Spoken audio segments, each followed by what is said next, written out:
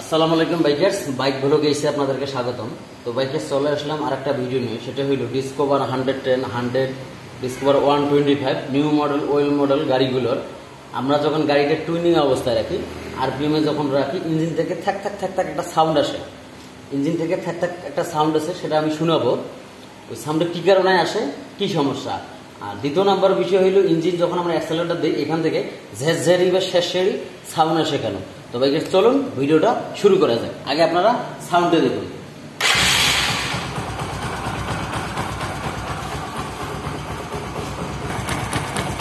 তো বাইকার্স দেখুন, এখান থেকে একটা থ্যাক থ্যাক থ্যাক থ্যাক একটা সাউন্ড আসতেছে। আশা করি আপনারা বুঝতেই পারছেন। তো কী কারণে সাউন্ডটি আসে, চলুন এখন আমরা ভিডিওতে চলে যাই। তো বাইকার্স এই সাউন্ড আসে মূলত দুইটা কারণে। তো কারণ বলার আগে আমি বলি, অনেকে ম্যাগনেট সাইটে আপনার থ্যাক থ্যাক সাউন্ডটা করার কারণে সেলফের বল চেঞ্জ করে দেওয়ার পর 2-4 দিন ঠিক থাকলো, তারপরে কিন্তু সাউন্ডটা আবার 100% চলে আসবে। তো এটার মূল সমস্যাটা হলো, এক নম্বর হলো টেবিট ক্লিয়ারেন্সটা, ইগনোর অ্যান্ড এক্সস্ট ভালভটা টেবিট ক্লিয়ারেন্সটা ঠিক আছে কিনা এটা দেখবেন। আর দ্বিতীয় অপশন হইল আপনার স্পার্ক প্লাগ এবং তেল এক্সস্ট। এই দুইটা জিনিস যদি আপনারা অ্যাকুরেট করতে পারেন বা করেন, আশা করি এই সমস্যাটা সমাধান আপনারা পেয়ে যাবেন।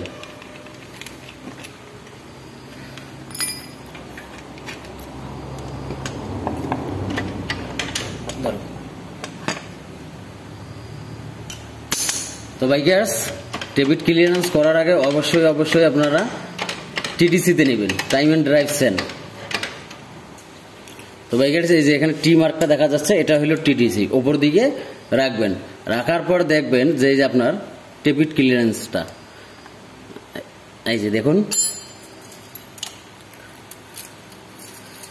এই যে ক্লিয়ারেন্সটা কিন্তু না, এটা হলো ক্লিয়ার গেজ। হ্যাঁ, এই যে দেখুন আপনার ক্লিয়ারেন্স নেই, এটা মুভমেন্ট ঠিক নাই, এটা ইজি যাবে। হ্যাঁ, এরকম ইজি যাওয়া আসা করবে।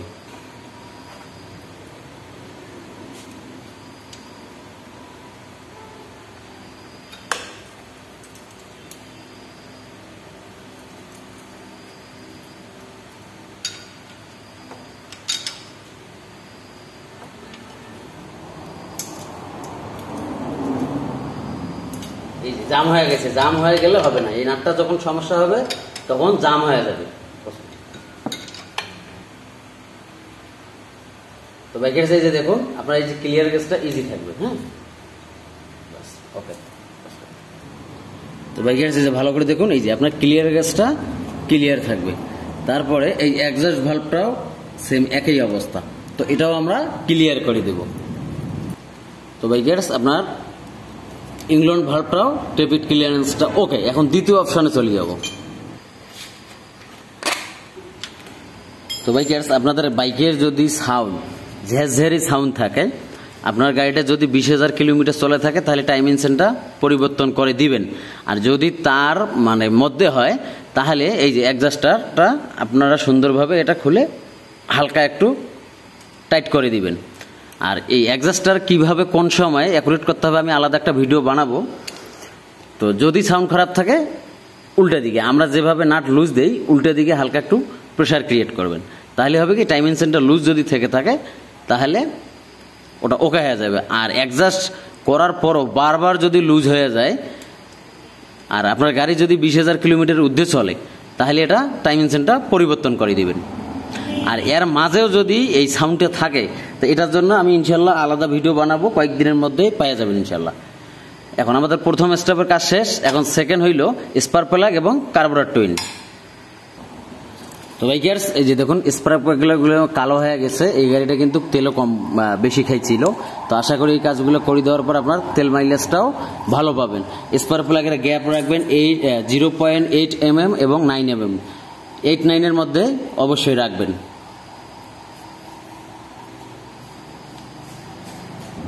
তো বাইকার্স আমাদের কাজ এদিকে মোটামুটি শেষ। এখন সর্বশেষ যে কাজটা, সেটা হলো আমরা তেল অ্যাডজাস্ট করব। তেল অ্যাডজাস্ট করার আগে অবশ্যই আপনারা একটা জিনিস লক্ষ্য রাখবেন, এই যে আমার আঙ্গুলের এখানে দেখেন কার্বোরেটরের মুখের অংশে ম্যানিফোল্ডের এখানে এই যে পাইপগুলো কিন্তু আপনার একটু বাঁকানো থাকে। এই বাঁকানো থাকার কারণে এখানে কিন্তু অনেক সময় হার্ড হয়ে যায়, লিক হয়ে যায়। তো লিক হয়ে গেলে আপনার কিন্তু আরপিএমটা অ্যাকুরেট হবে না আর আপ ডাউন করবে। আর যদি গাড়িটা আপনার আপ ডাউন করে তাহলে কিন্তু ইঞ্জিন থেকে একটা এক্সট্রা নয়েজ আসবে। হ্যাঁ, তো অবশ্যই এই পাইপটা আপনারা সুন্দরভাবে ভালো করে আগে চেক করে নেবেন, তারপরে তেল অ্যাডজাস্ট করবেন। তো এখন আমরা তেল অ্যাডজাস্ট করব।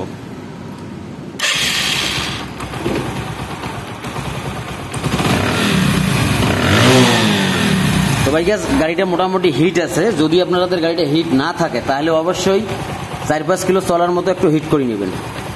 আর তেল অ্যাডজাস্ট করার আগে একটা কথা বলি, আপনার তেল এয়ার স্ক্রু সেট করবেন, এখানে কয় প্যাচ কি সেটা বিষয় না। বড় বিষয় হলো আপনি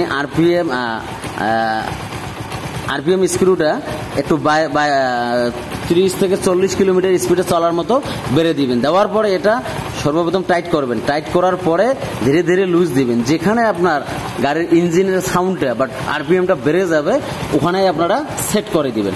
কারণ আমি যদি এখন বলি যে এখানে আপনারা 2 প্যাচ দিবেন, দেখা গেল আপনার বাইকটা নতুন আছে, ইঞ্জিনটা জাম আছে, তাহলে তো হলো না। যদি বলি যে 2.5 পেজ দেবো, আপনার গাড়িটা চলছে 30,000 কিলোমিটার, তখন তো সেটা আর এক জায়গায় যাবে।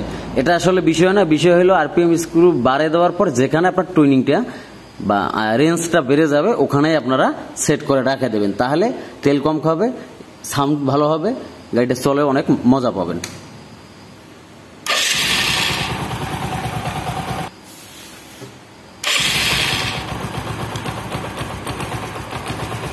তো বাইকে সেখানে আটা দেওয়া ছিল, আটাগুলো তুলে দিলাম।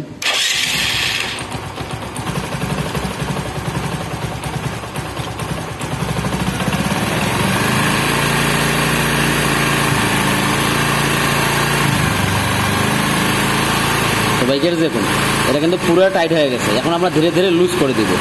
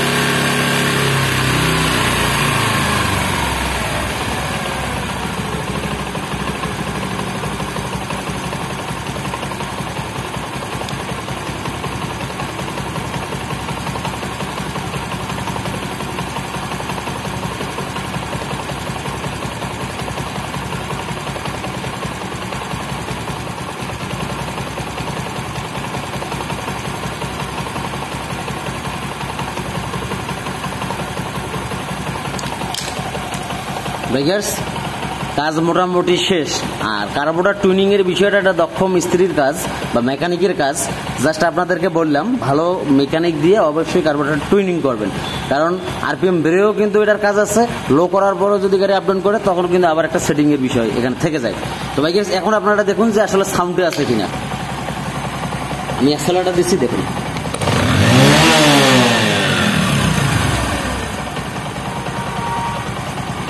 তো বাইকার্স দেখুন এখানে কিন্তু কোনো সাউন্ড নেই, একদম 100% একুরেট আছে।